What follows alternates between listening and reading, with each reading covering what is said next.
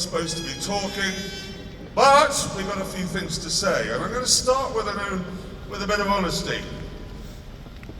I lived in London 25, 30 years, and when I was here, like a lot of people who live in cities and go on Twitter, I thought farmers drove around in Range Rovers, moaning, until February, and then you all went skiing. And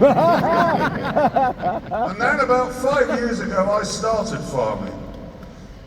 And I've come to understand just how unbelievably difficult it is, and complicated, and dangerous, and cold. Very cold.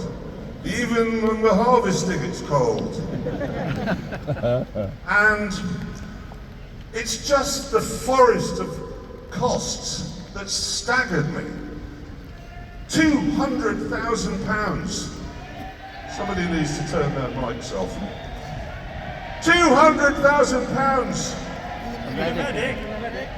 Medic. We need a medic to the right. We have a medic over to by the building. Building doesn't narrow it down on it. I'm going to say To the right of the stage. to the north of the stage at 3 o'clock. Okay, so as we all know, everyone down there, you know a tractor. £200,000 for a medium-sized one. Yeah. A combine, £500,000. All the equipment costs a fortune. And if you try to price what you're selling to accommodate that, there's just a lot of moaning. You get people saying, well, I shouldn't pay that, I can get a chicken from abroad. Yeah, you can. But it's so full of chlorine, it tastes like a swimming pool with a beak. And then you've got the environmentalists endlessly shouting at you, oh, you cows, they're altering the composition of the gases in the upper atmosphere, and your fertilizers ruining the trouty freshness of our streams and rivers. And I know sometimes you just think, what's the point? We're just trying to make breakfast, lunch and dinner, and it's just this endless whinging and there's no money in it. And the regulations. Some of you down there will know what I'm on about when I say we got a lot of GS4 this year on the farm. And we were told, oh, the sheep will love that. No, they don't. They're standing looking at it in the same way that a 5-year-old looks at an olive. They don't want to eat it. And so we have all of this complication and all of this cost. And there's very, very little money in it. Very little money, as you know. And then we got the budget. Now I know a lot of people all across the country in all walks of life took a bit of a kick on the shin with that budget. You lot got a knee in the nuts and a light hammer blow to the back of the head. We had pickup trucks, double cab pickup trucks, being reclassified as company cars. 211% tax rise there. £50 carbon tax on a bag of fertiliser. The basic farm payments altered in such a way that we're getting a lot less than we thought we were going to get. And then there was the inheritance tax business. Honestly, I don't know where to start. I know you've heard a lot about it today, and I'm not going to dwell on that. I will just say this. Rachel Reeves has told us, what is it, 72%?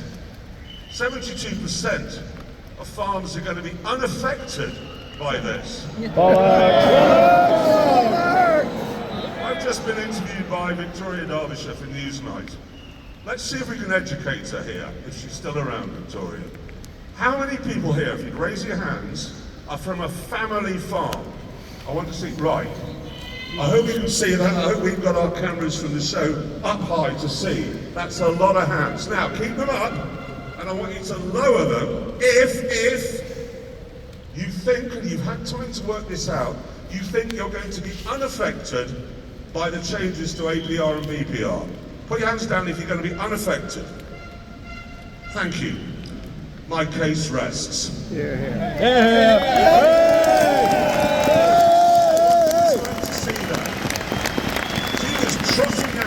Nobody's affected. Rachel Reeves says so. Since when was the BBC the mouthpiece of this infernal government?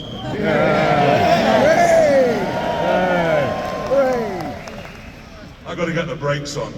The trouble is I'm off my tits on codeine and paracetamol. I don't know what I'm saying. But I do want to finish, if I may, with a message to the government. I do. Not a shouty one, it's this. For the sake of everybody here, and for all the farmers who are stuck at home today, paralysed by a fog of despair over what's been foisted upon them, I beg of the government to be big, to accept that this was rushed through, it wasn't thought out, and it's a mistake. That's the big thing to do. Yes! Now,